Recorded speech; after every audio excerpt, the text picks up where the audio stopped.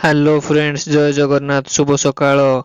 ଆପଣଙ୍କୁ ସ୍ୱାଗତ କରୁଛି ନିର ଓଡ଼ିଆ ଟିଭି କି। ଆସନ୍ତୁ ଆଜି ସକାଳରୁ ଆସିଥିବା କେତେଗୁଡ଼ିଏ ଗୁରୁତ୍ୱପୂର୍ଣ୍ଣ ଖବର ଉପରେ ନଜର ପକାଇ ନବା। ଭିଡ଼ିଓଟି ଭଲ ଲାଗିଲେ ସବସ୍କ୍ରାଇବ୍ କରି ପାଖରେ ଥିବା ଅଲ୍ ବେଲ୍ ଆଇକନକୁ ଦବାଇ ଦିଅନ୍ତୁ। ଏହିଭଳି ଗୁରୁତ୍ୱପୂର୍ଣ୍ଣ ଖବର ଆପଣଙ୍କ ପାଖକୁ ସର୍ବପ୍ରଥମେ ପହଞ୍ଚି ପାରିବ। କରୁଥିବା ବ୍ୟକ୍ତିଙ୍କ ନାମ TRAIର ବଡ଼ ନିଷ୍ପତ୍ତି। ମିଳିଥିବା ଖବର ଅନୁଯାୟୀ, ଯଦି ଆପଣଙ୍କ ସ୍ମାର୍ଟଫୋନରେ କାହାର ନମ୍ବର ସେଭ୍ ନାହିଁ ଏବଂ ଆପଣଙ୍କ ପାଖକୁ ଏକ ଅନନୋନ୍ ନମ୍ବରରୁ କଲ୍ ଆସେ, ତେବେ ଆପଣଙ୍କ ମନକୁ ଆସୁଥିବ ଯେ କିଏ କଲ୍ କରିଛି।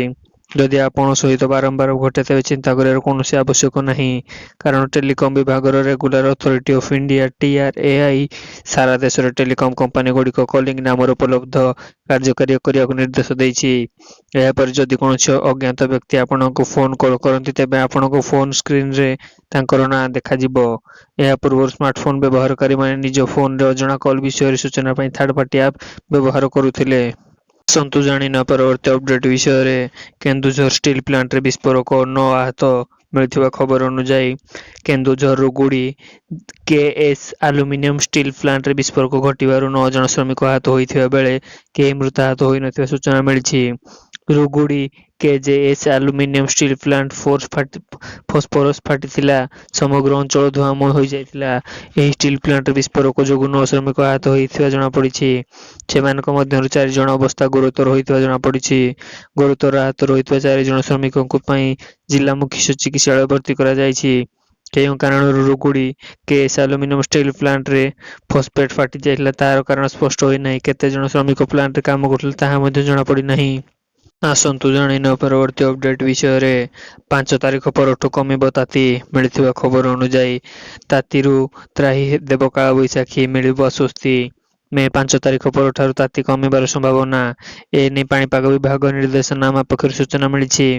5 ତାରିଖ ପରଠାରୁ ତାପମାତ୍ରା 4ରୁ 6 ଡିଗ୍ରୀ ହ୍ରାସ ପାଇପାରେ। ଆଗାମୀ 7 ଦିନ ଯାଏଁ ଘଡ଼ଘଡ଼ି ସହ ବର୍ଷା ହେବାର ସମ୍ଭାବନା ରହିଛି। ଉପକୂଳ ସହ ଆଭ୍ୟନ୍ତରୀଣ ଓଡ଼ିଶାରେ କିଛି କିଛି ସ୍ଥାନରେ ବର୍ଷାର ସମ୍ଭାବନା ରହିଛି।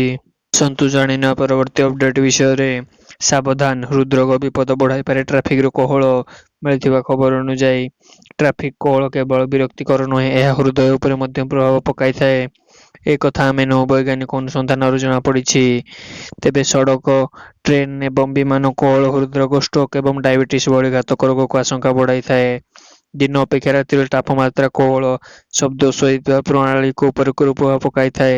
ଚାପ, ହରମୋନ୍ ବୃଦ୍ଧି ଓ ଆମର ରକ୍ତବାହୀ ଓ ମସ୍ତିଷ୍କ ଉପରେ ଅତିରିକ୍ତ ଚାପ ସୃଷ୍ଟି ହୋଇଥାଏ।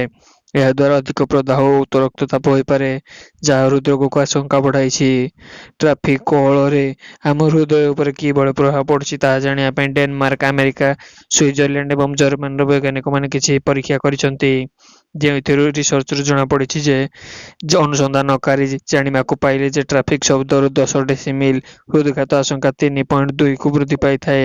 ଶବ୍ଦ ମଧ୍ୟ ଆମ ଜିନ୍, ଶରୀର ଏବଂ ମେଟାବଲିଜିମ୍ ଶକ୍ତି ଉପରେ କୁପ୍ରଭାବ ପକାଇଥାଏ, ଯାହା ହୃଦ୍‌ରୋଗକୁ ଆଶଙ୍କା ବଢ଼ାଇଦିଏ। ତ ଜାଣିନେବା ପରବର୍ତ୍ତୀ ଅପଡେଟ୍ ବିଷୟରେ। ଯଦି ପରମାଣୁ ଯୁଦ୍ଧ ଆରମ୍ଭ ହେବ, ତେବେ ଏହା ଅକଳ୍ପନୀୟ ବିନାଶ ଘଟାଇବ। ମାତ୍ର 72 ମିନିଟରେ 500 କୋଟି ଲୋକ ମୃତ୍ୟୁବରଣ କରିବେ। ମିଳିଥିବା ଖବର ଅନୁଯାୟୀ, ରୁଷ ଏବଂ ୟୁକ୍ରେନ୍ ମଧ୍ୟରେ ଯୁଦ୍ଧ ହେବାର 2 ବର୍ଷରୁ ଅଧିକ ସମୟ ବିତିଗଲାଣି। ବର୍ତ୍ତମାନ ନାଟୋ ସେନା ମଧ୍ୟ ଏହି ଯୁଦ୍ଧରେ ପ୍ରବେଶ କରିଛନ୍ତି।